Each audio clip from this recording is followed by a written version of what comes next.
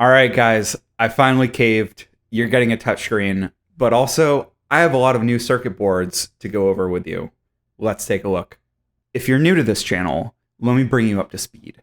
PyKiln is an open source, web based Kiln controller that runs on ESP32 running MicroPython.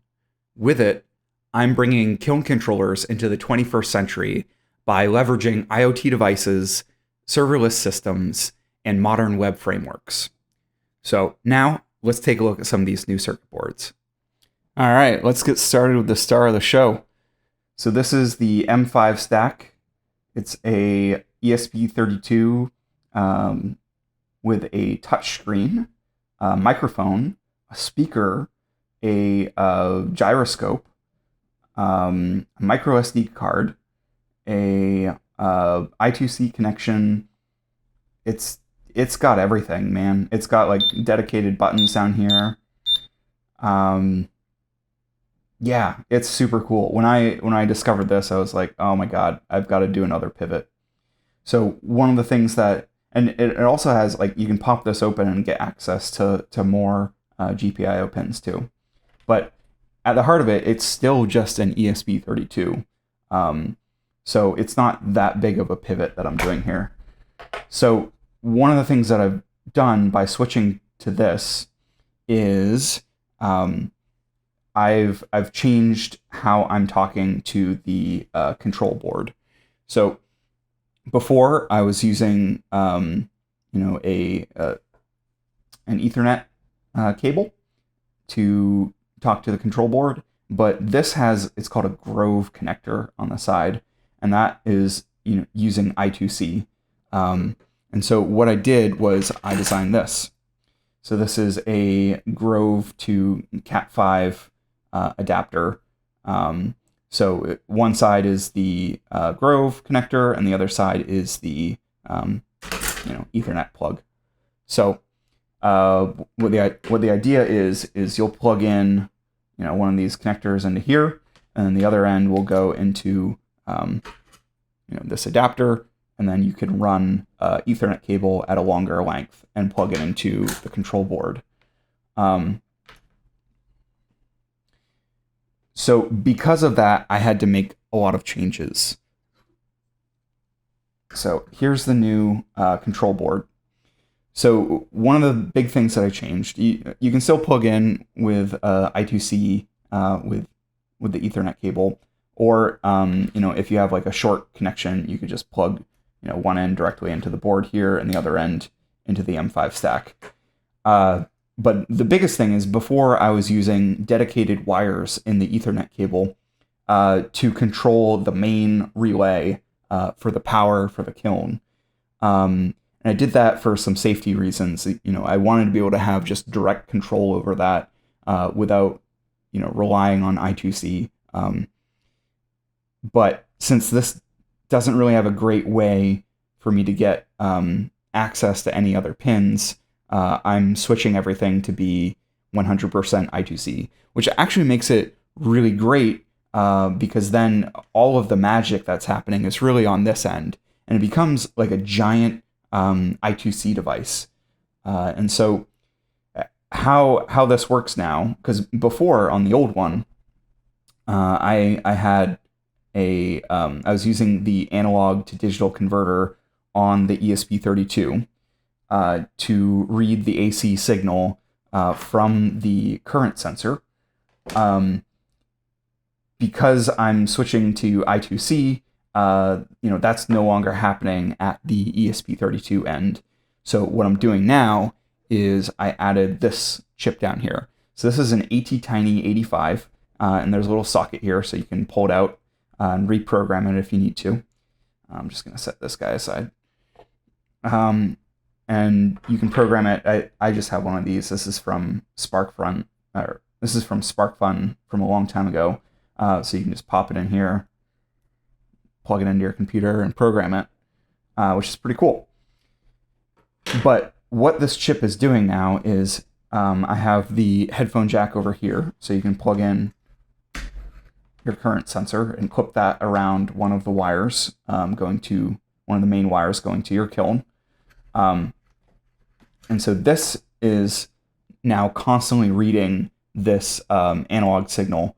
And then what it does is it acts as a I2C peripheral, and it sends that data back to the ESP32 over I2C. What I also did is, because of my concern about the relay, I'm also having the ATtiny listen to the first zone in the heating elements, and it's seeing when the heating elements are on and off, and it uses that to also see if there's a problem with the kiln, since it's also reading the current flowing through the heating elements. It can detect when there's a fault, and so it can send that back to the ESP32 over I2C.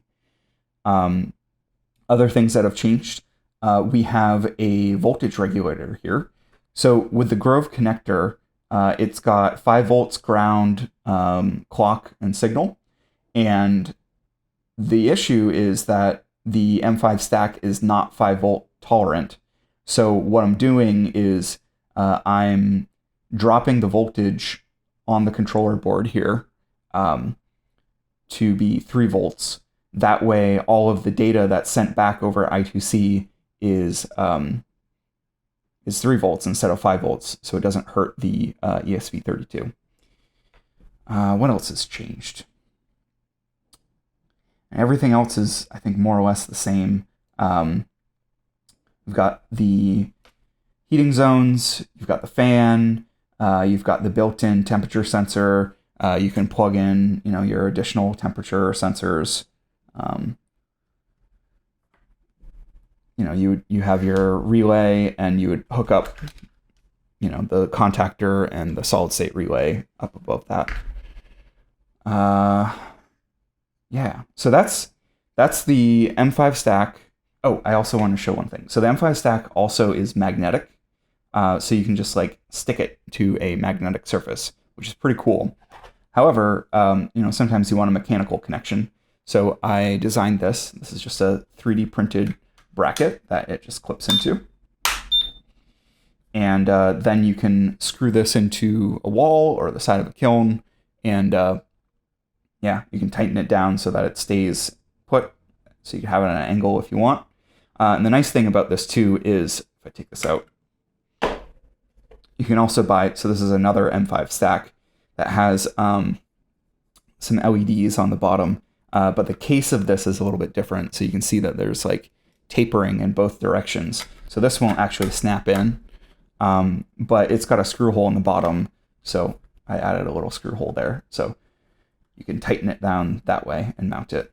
So that's the M5 stack. That's the controller. I still think that you don't actually need a touchscreen to control your kiln.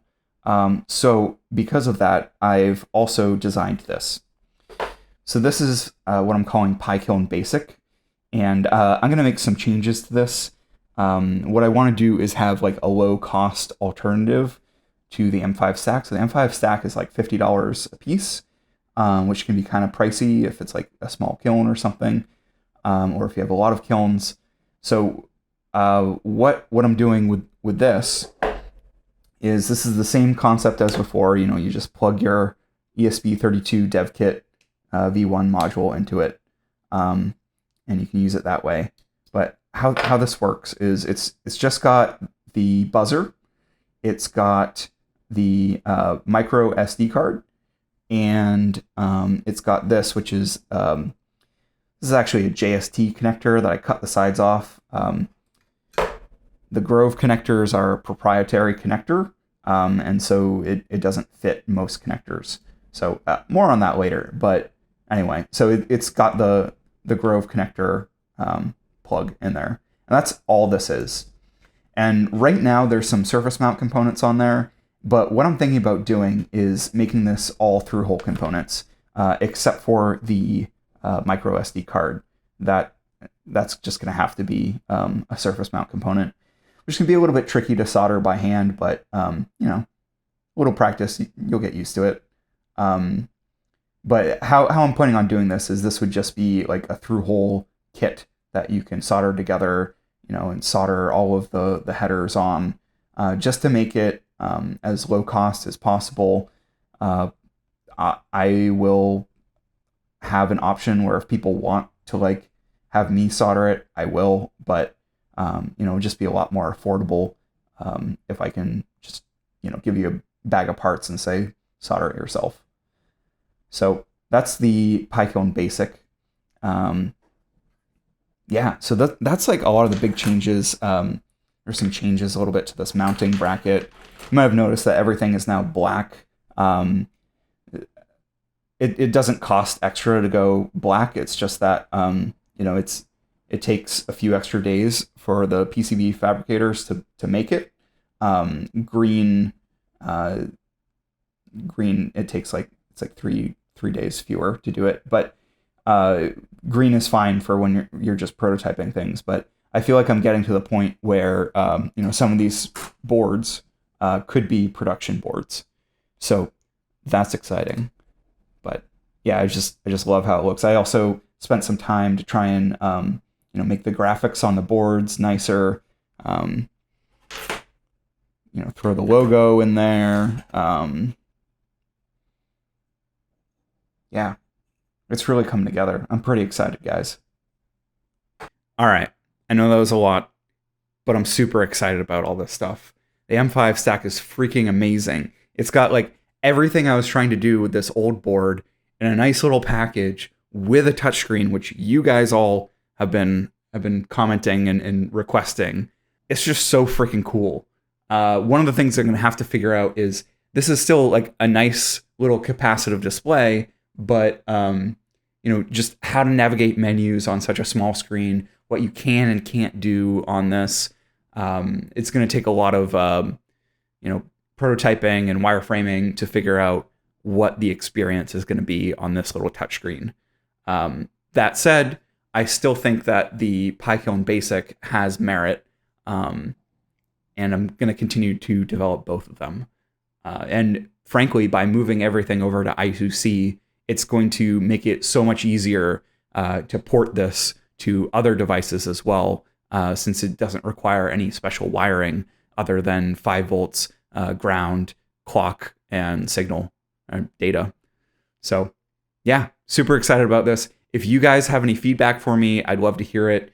Yeah, just drop it in the comments. And if you like what I'm doing here, give me a thumbs up and subscribe for more. Hit the bell for notifications. I love you guys, and I will see you next time. Bye-bye.